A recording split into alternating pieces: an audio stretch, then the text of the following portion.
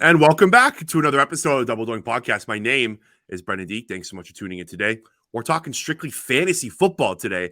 I'm assuming a lot of our listeners are heavy into their draft season. We got 13 days until the NFL season kicks off.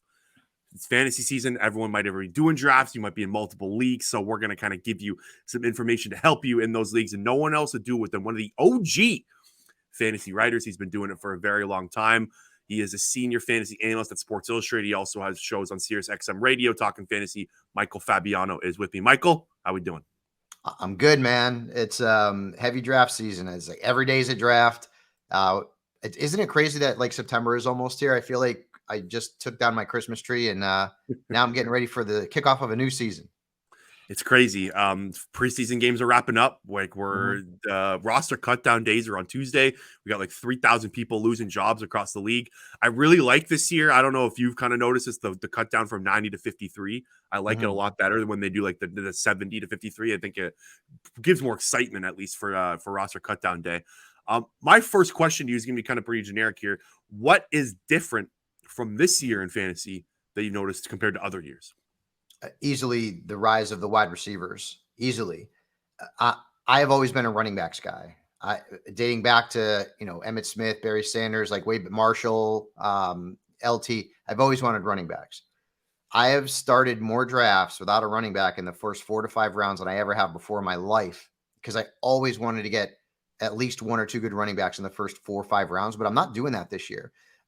Especially in full point PPR leagues. I'm just loading up on wide receivers. Maybe I'll get an early quarterback, just Jalen Hurts, or if I wait a few more rounds, maybe like a Justin Fields or a Justin Herbert. And when I look at the running back position, I am willing to take a risk on. There's like a group of players who have risk reward tags, like Javonte Williams, James Conner, J.K. Dobbins, Rashad White, players like that. And I don't mind having those guys as my 1 and 2. If my top 3 receivers are all studs. I mean, I just did a draft last night. That was a 12-teamer. And I mean, my top 3 wide receivers are just, ridiculous. I think my third receiver is Devontae Smith. And I ended up getting Tyreek Hill and I think it was maybe AJ Brown. I don't remember, but I've had so many drafts. But I like that build. And I'm hoping that the same thing doesn't happen this year that happened a few years ago. Remember when everyone jumped off the running back bandwagon and everyone went on wide receivers, and then the wide receivers tumbled and running backs kind of reemerged. But the running back position has gotten a little older. Like guys like Zeke, we can't count on anymore. Fournette is not even signed. Kamara is suspended and he's not the same back. So Dalvin Cook is going to be in a committee. So it's a different world. Even like some of the top running backs, like Saquon Barkley, the Chargers gave him permission to seek a trade earlier this year, right? And he's going to be one of the highest running backs drafted. Josh Jacobs isn't even. He led the league in scrimmage yards last year. He's not even on. He's not even signed yet. He hasn't even been at camp. So the running back position has taken a hit. And this kind of leads well into my next question before we kind of dive into some players and whatnot. There's a lot of strategies, kind of that I feel like the fantasy strategy heading into a draft is becoming more prevalent, like the zero RB strategy. I think the hero RB strategy. I think there's a few others that I'm forgetting here. What do you make of like heading into a draft with something kind of in the back of your mind going, we're not taking any running backs at all, no matter how it goes. We're only taking running backs no matter how it goes. How do you feel about these kind of fantasy strategies that are kind of circling the waves? I think it's good to have a strategy going in, but you also have to be able to audible. I don't think you go into a draft thinking, I am not drafting a running back in the first 4 or 5 rounds. What happens if somebody tremendous falls to you at some point? You're going to just pass on them just to be stubborn? Like, it all depends on the flow of the draft for me. So if I see Josh Jacobs still there in the 4th round, then I feel like I'm going to take a chance on him, and I'd rather go after him than a Justin Fields or a Lamar. Then that's what I'll do. It all depends on the flow of the draft. It really does. You're going to have to alter your strategy 9 times out of 10. The one that you come into the draft, maybe you'll start utilizing that as a foundation, but after a few rounds, things change.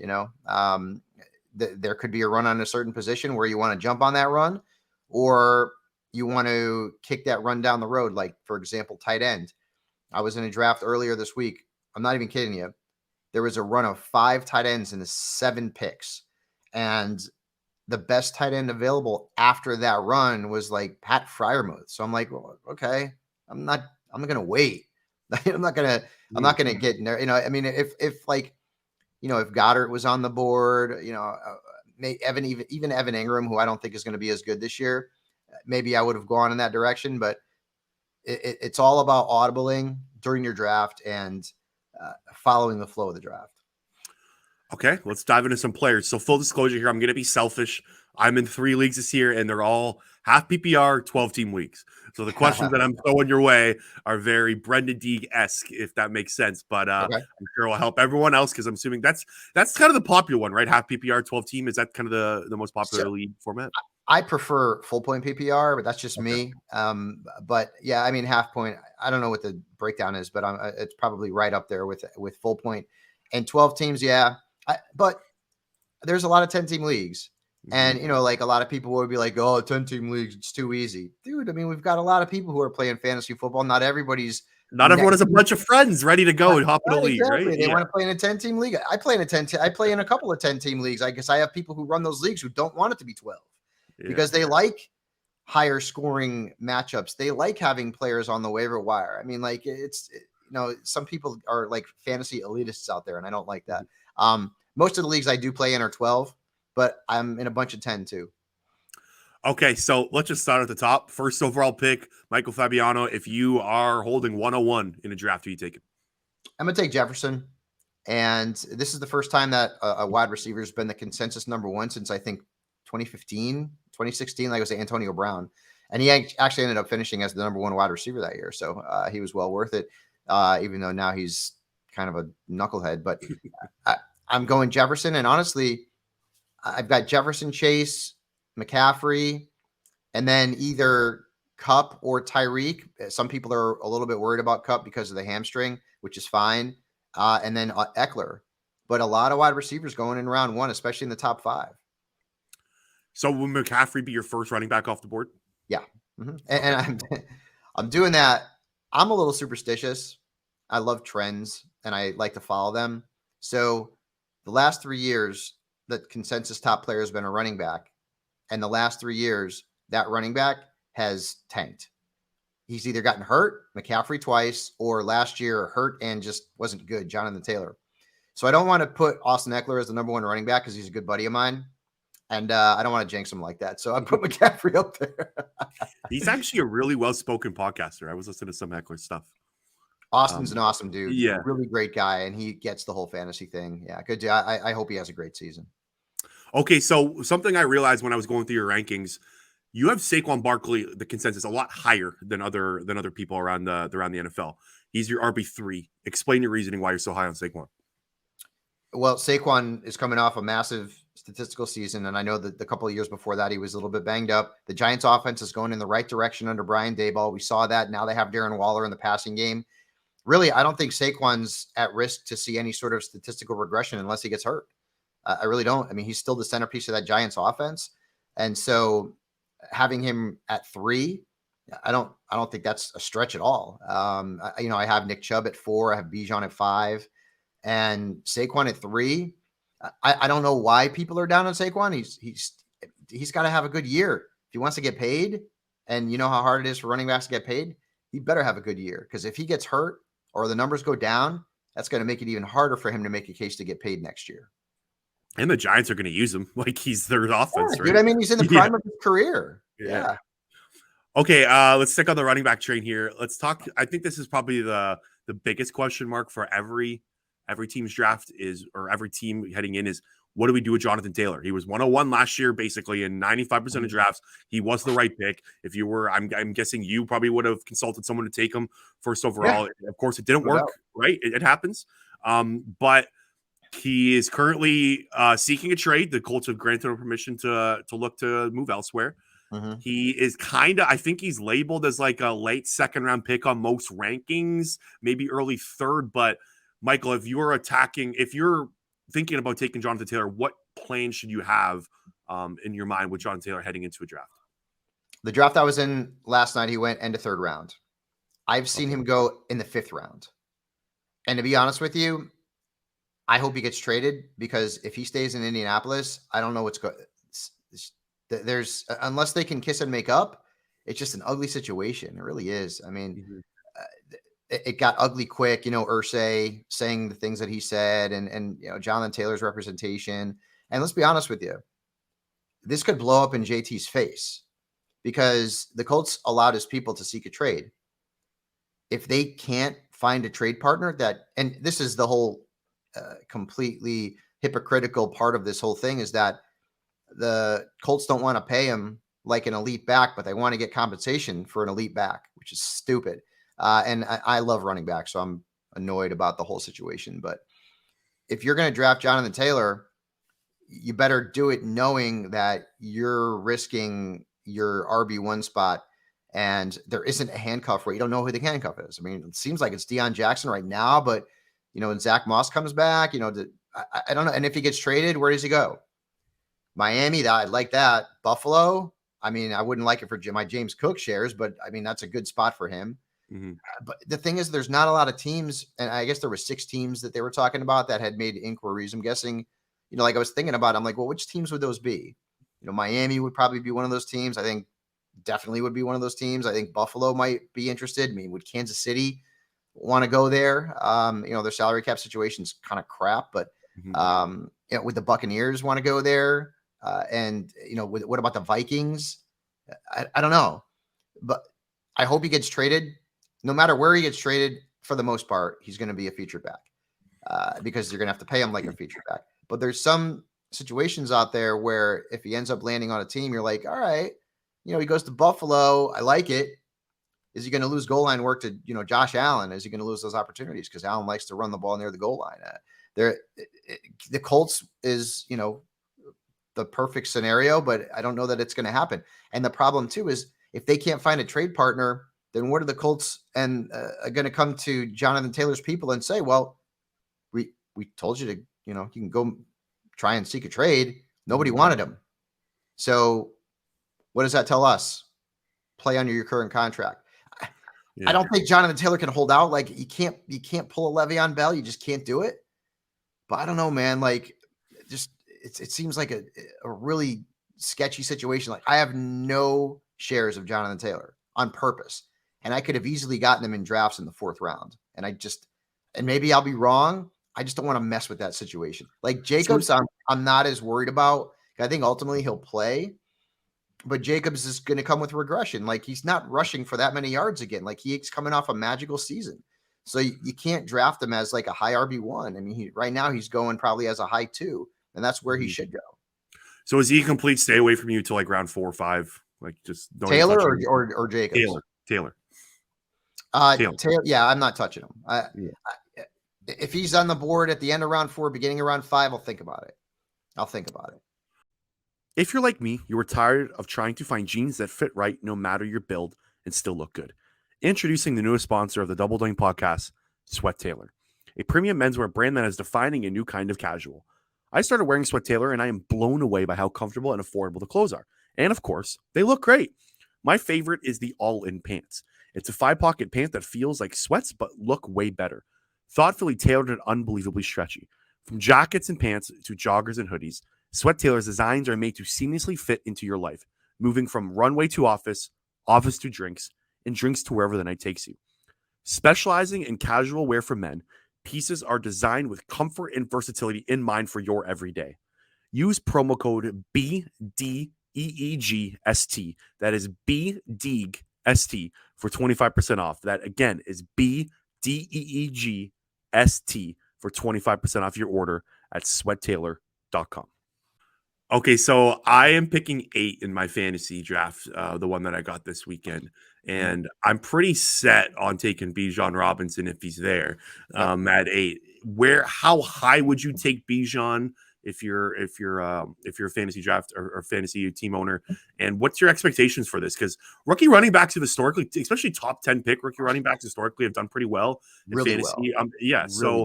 And Bijan's one of the best rookie running backs to ever come out of the NFL draft, one of the most talented guys.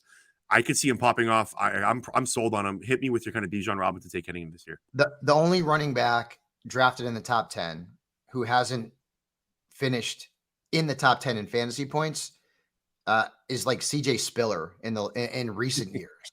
That's the only guy. everybody else, Gurley, Zeke, Barkley, all of them have finished in the top 10.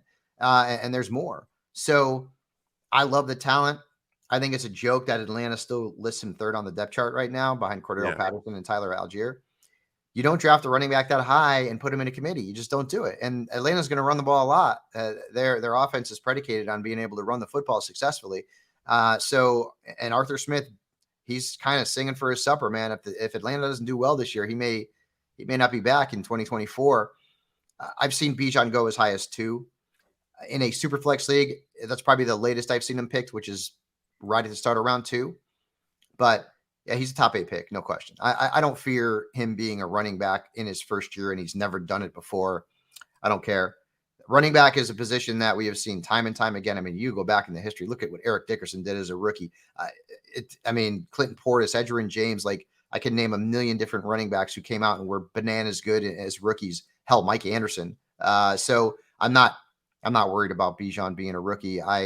I think I have 1 or 2 shares of them. It's just I haven't been in a position to really draft them a ton, but I wouldn't be afraid to draft them. Okay, so let's kind of move over to the second round here. If you're in that like 7, 8, 9, I'll say the middle of the draft, and you're kind of transitioning over to the second round here, I really kind of my hands are up. I'm looking at where the players could be in that kind of if you're drafting the mid rounds in the second round. I'm lost here. I need your help. Who would you kind of put out for to get in the middle of the second round if you're a fantasy owner in that kind of spot? Because I'm lost. I need your help. So if you're taking Bijan in round 1, then you got to go after a wide receiver. I don't think there's any question about that. Okay. And you could do like the whole hero RB situation if you want to do that, but middle of round 2. I mean, it really depends on the flow of the draft. Like last night, I was in the middle of round 2 and I got Amon-Ra St. Brown. I don't know that he's going to last that long, but the thing too is that I play in a lot of these leagues with analysts, and we all kind of know what each other's going to do, right? I mean, at least in terms of the foundation of a strategy. So in like they like to call them home leagues or more casual leagues, like things are different. Things are really different. So there's players that may last a little bit longer in a home league that won't last as long in an experts league, and vice versa. So but probably like Amon-Ra. I mean, I don't think AJ Brown would be available in the middle of round 2, but maybe. And Garrett Wilson could be there too. So it'd probably be a player like that, especially if I went after a running back in round 1. And regardless, even if I went wide receiver in round 1, I'm probably going to still try to take one of those guys in round 2. I want to talk about Devontae Adams here because I don't like how I'm low on a guy who just put up 1,500 yards last year. He's been one of the best receivers in the NFL over the last couple of years. Yep. And like I'm kind of scared of taking him, especially in round 2. I don't think he makes it to round 3 no matter what league you're in. But I agree with you. And I love Devontae Adams. He is such a fun player to watch. He's a stud. He may be the best pure wide receiver in the league. Like he's just a monster. And I get it, he came out and said, well, I didn't need Aaron Rodgers last year. Well, dude, you had Derek Carr, who had a rapport with you dating back to Fresno State. And I actually don't mind Jimmy Garoppolo. Jimmy Garoppolo was the quarterback for the Niners when Deebo Samuel had 1,400 yards receiving. So Garoppolo's durability is what worries me. And unless Brian Hoyer comes in and plays well, which probably not, or Aiden O'Connell becomes Brock Purdy, if Garoppolo gets hurt, yeah, I mean, that's a scary proposition. So would I avoid Devontae in the second round? No, not necessarily, depending on where I can get him. I don't think he's worth a first round pick. He's 30 years old too, but he hasn't, obviously last year he was amazing. So I think there's more risk in Devontae this year than there's ever been since he's become a fantasy star. And it has nothing to do with him. It has everything to do with Jimmy Garoppolo and whether or not he can avoid injuries. And that has been a big bugaboo for him in his career. Okay, I'm gonna transition back to the first round before we kind of get to the middle later rounds here. I got 4 guys kind of tailing towards the end of the first round: Diggs, Bijan Robinson, Travis Kelce, and Cooper Kupp. Can you rank those 4 for me? So I'd have Kupp first, Bijan, Kelce, and Diggs. Okay. Are you a guy that likes to attack tight ends in the later rounds, especially if you don't get Travis Kelce? Not later rounds, but so there's a cliff for me. And I had just mentioned it a little bit earlier. I will never get Kelce because I won't draft him that high. I typically won't get Andrews, but maybe Andrews, if he falls to the 4th or 5th round, which I've seen in a super flex league, then yeah, I'll take him there. I have gotten mostly shares of Waller and Kittle I've got a little Hawkinson, but he's going a little bit higher this year. I've got a little Pitts, even though I try to avoid him. But I'm more in that tier. Waller, Kittle, Pitts, Goddard. Those are the guys I'm trying to get. If there's a crazy run at tight end and one of those guys is not on the board, like in round 7 or 8, I'm just going to wait. And then I'll take, David Njoku, and then I'll pair him with like Chigakonkwo or Zach Ertz is a good pick. Like, and no one's talking about him. I know the knee injury halted his season in 2022, but he's going to be ready for week 1. And Arizona's got what? Hollywood Brown, and like he's arguably like their most talented player on the roster. Yeah, I mean, but there's risk there because you don't know how a 31-year-old guy is coming off a knee, but like the target should be there. So I think you can wait. There's certain players, tight ends like the same thing every year. There's always certain players who kind of like could push to be starters. Sometimes they don't, sometimes they do. Like Greg Dulcich is another one. I mentioned Okonkwo. Tyler Higbee, I think. I mean, who else did Stafford throw into after Cooper Kupp? I mean, Higbee's going to be a guy who's going to get a lot of targets as well. So there are some options out there, but that's typically where even Ingram, I just don't trust him this year. You bring in Calvin Ridley, that's 120 plus minimum targets that are going to, get thrown his way.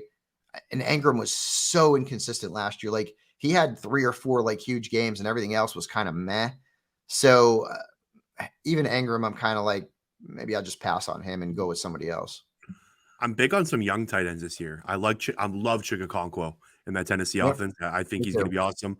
I'm also really high on Luke Musgrave from the Packers. Like I think he's a guy with a lot of tag in the late. Yeah, it's funny too because Dalton Kincaid's in a really good spot. Mm-hmm. Michael Mayer's in a really good spot. Musgrave's in a really good spot. And these Sam Laporte is in a really good spot. But in the back of my mind, I keep reminding myself, rookie tight ends typically don't do anything. Yeah. So I want to see if one of these guys or more can actually break that trend. Okay, let's move to the quarterback position. Give me kind of how you usually approach the quarterback position in fantasy. And then this year, where would you look to attack a quarterback? In the past, I've waited. This year, it depends on the flow of the draft. Mm-hmm. If I can get Hurts in the 3rd round, I'll probably take him.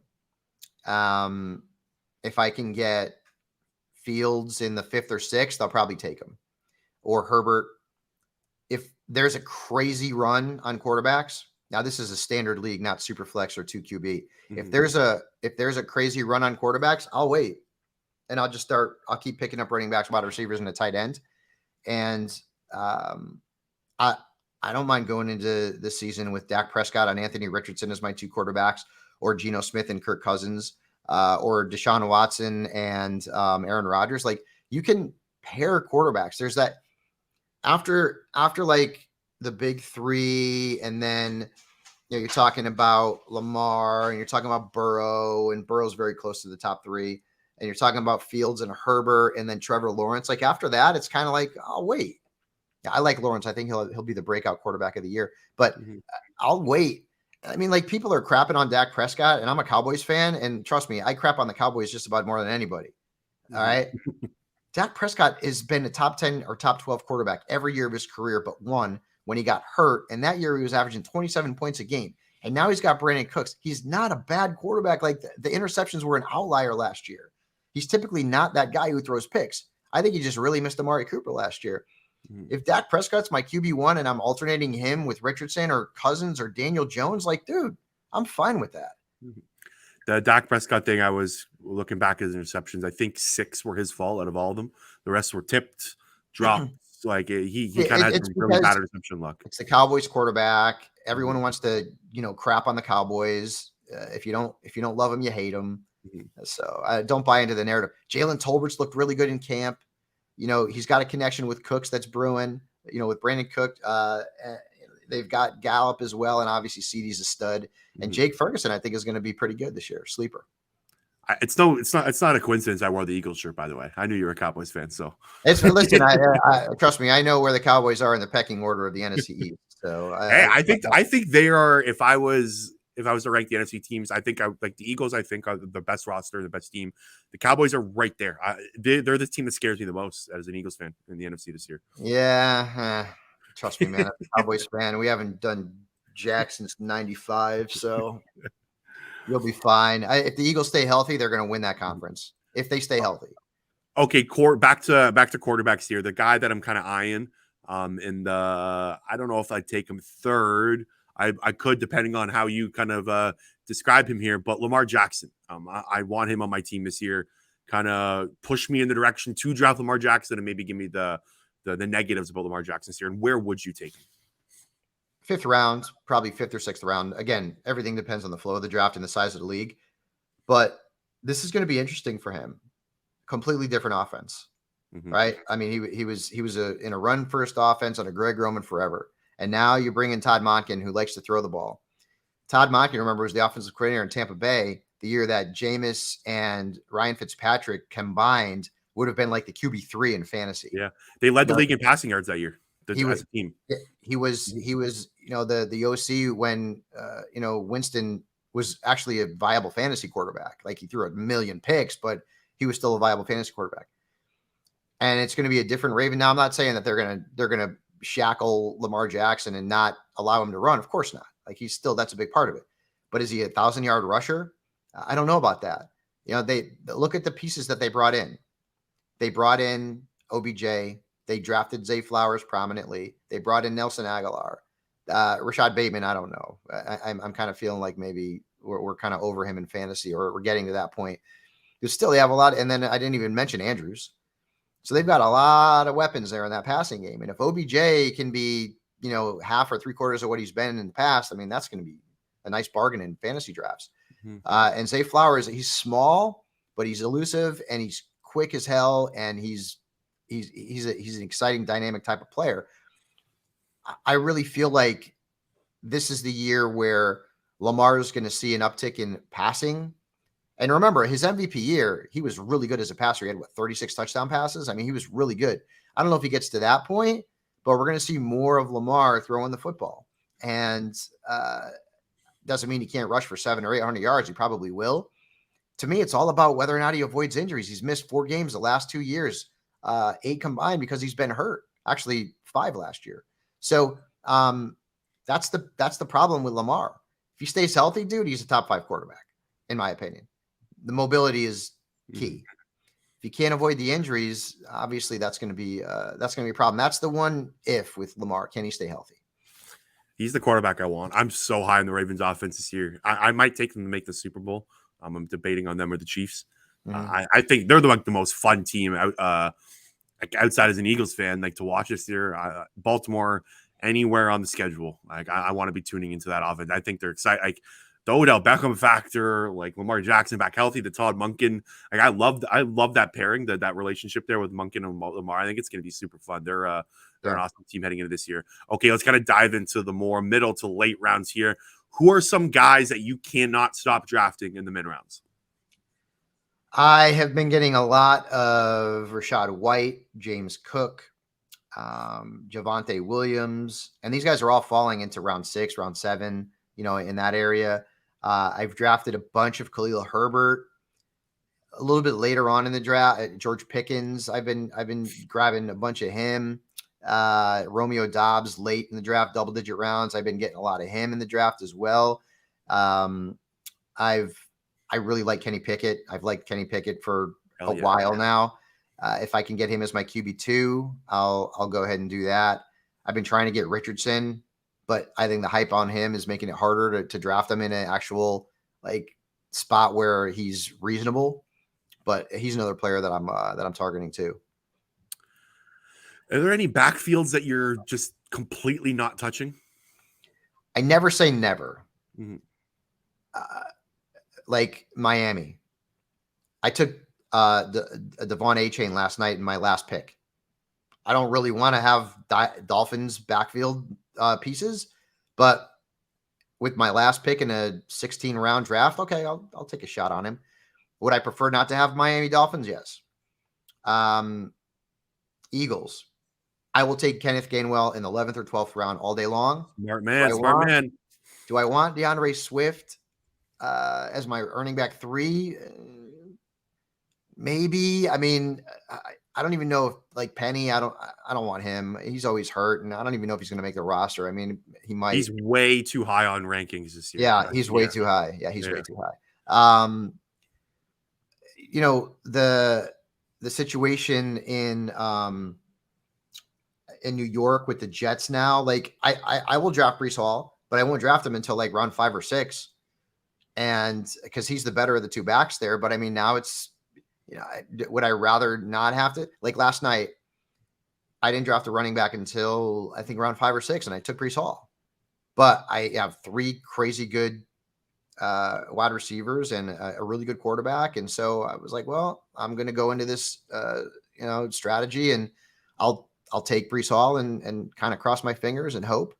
But there's a lot of backfields around the league that are a mess, right? I mean, like New England's got a little bit shakier when Zeke signed there. I still like Stevenson, but his ceiling is not, nearly as good. I don't think there's any question about that. When you look at some other teams, around the league, Kansas City, I wouldn't avoid that backfield. But do I want Pacheco as more than a RB3? Probably not, because McKinnon's there, and I mean, Clyde Edwards-Helaire is still there. I don't know what they're going to do with him, but and honestly, Forgot about him, man. Forgot he was still like kicking yeah, around. and I mean, I could actually go through a bunch of different backfields that are kind of shaky, and I'm not sure, if I want to dip my toe into that, but I never say never, depending on where a guy will fall. But there are certainly more backfields around the league this year that are really confusing, that from one week to the next, we as analysts are not going to know who to tell people to start, because we're not in the locker room. We don't know what the game plan is. We don't know who might get the hot hand. Okay, so starting off into a draft, I like to avoid wide receiver 3s. Like when you look at a depth chart and you see that they're 3rd on the depth chart, it kind of freaks me out. When you get into later, like in the league, you can kind of find some guys on the waiver wire, free agents that, maybe some injuries are coming up and whatnot. But are there any wide receiver 3s heading into week 1 that you're high on? I'm trying to go through like depth charts in my head, and like I think Jackson Smith-Njigba is probably the right, most popular one, right? but he's hurt. Yeah, he's hurt, yeah. So he would be a guy that I'm trying to think. There's not really, like, I mean, is Elijah Moore the 3rd receiver in Cleveland, or is the 2nd in fantasy? Is the 2nd. Donovan Peoples-Jones is drafted late, or maybe not getting drafted at all, right? Who's the number 3 receiver in Kansas City? That depth chart is, who knows what's going on there. I don't even know who the number 1 is. I mean, I'm guessing like right now it's like probably Sky Moore. I guess maybe like Rondell Moore in Arizona, like, kind of take a late flyer on him, because right now it looks like it's going to be Michael Wilson and Hollywood on the outside, and then Rondell Moore and Dortch on the inside. Michael Gallup, I probably take him late. Tyler Boyd, again, just like kind of going off the top of my head, I'd probably take Tyler Boyd, late as like a wide receiver 5. Jaden Reed, it looks like he's going to be the 3 in Green Bay. I would take a flyer on him at some point a little bit later on. Maybe Rashid Shaheed in New Orleans. But I mean, these guys are all like just late round dart throws. Yeah. Okay. One more kind of question about some players here. Late round sleepers. Hit me with some guys, like I'm talking last 2-3 rounds that you really like, that think are kind of getting undervalued here. Romeo Doubs is one of them, and I drafted him last night, I think in the 12th or 13th round. That's pretty late, but that league was more with like buddies, and not, I mean, people who know what they're doing, but like not analysts, not sharks, but most people are not in those leagues. Like Marvin Mims now with Jerry Jeudy out, and no, with Tim Patrick and the situation with KJ Hamler, like Marvin Mims now is like a guy that you could, grab late. We mentioned Chigakonkwo. He's a guy you can grab later on in the draft. Kenny Pickett, Sam Howell.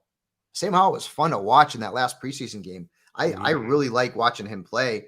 And I didn't have any, I don't really follow college football, so I didn't have a ton of exposure to him before this preseason. Actually played against the Cowboys last year and had a really good game. So, I mean, he's a player that I certainly will, try and grab a little bit later on in the draft. I mentioned Jaden Reed. Jake Ferguson or the Cowboys, I'll take him. Ken Gainwell is still going in the double-digit rounds in some leagues. Like I'll take a shot on him as well. The Cowboy Homer in me will take like a last round shot on Deuce Vaughn just for the hell of it. So yeah, I mean, Kendre Miller with Kamara out for the first 3 weeks too. Like that's another one. I don't know how much long-term value he's got, but early on in the season, he could be someone that we're considering maybe flexing or playing in DFS. Who'll be a pretty cheap piece in our lineup. You mentioned Musgrave, Laporta, all those guys are coming off the board double-digit rounds. So what year is this for you covering fantasy football full time? Oh, geez, dude.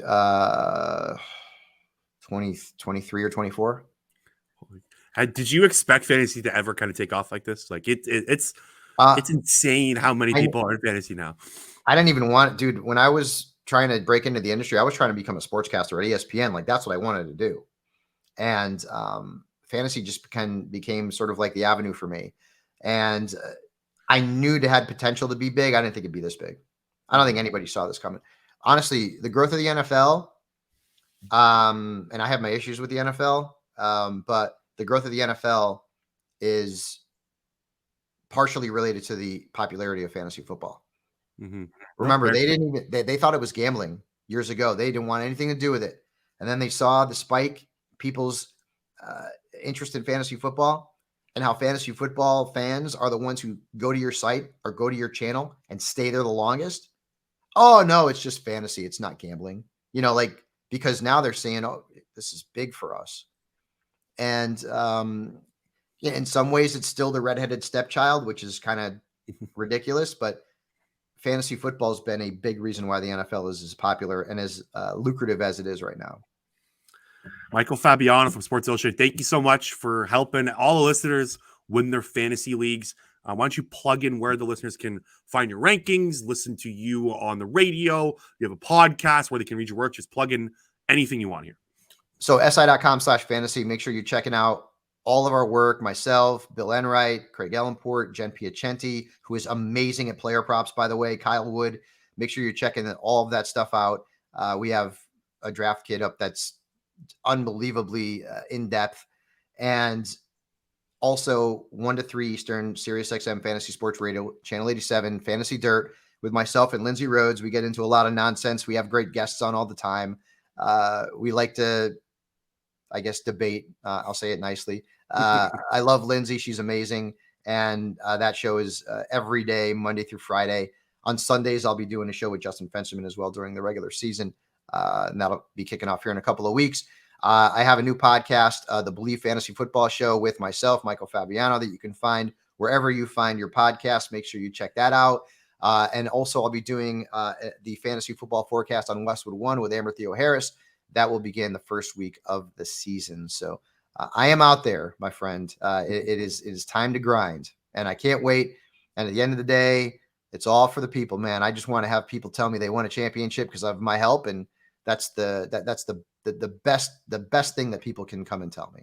I'm gonna blacklist all the people in my league from listening to this one because I'm not letting them. So if you're in my league, hit pause or hit the X button at the top. But everyone else, thank you. Everyone else, make sure you follow Michael's work. And Michael, thanks so much for doing this, man. You're an OG in this business. You're awesome to talk to you, and good luck with all your leagues this year. All right, good luck in your fantasy leagues. Not so much to your Eagles. I don't think you need luck. Yeah, I think it's a big year. And quickly, Kenneth Gainwell's leading the team in rushing yards, by the way. Dude, one of my bold predictions he was going to lead the team in fantasy points, the backs. So I'm there with you. Michael, thanks again, man. You got it.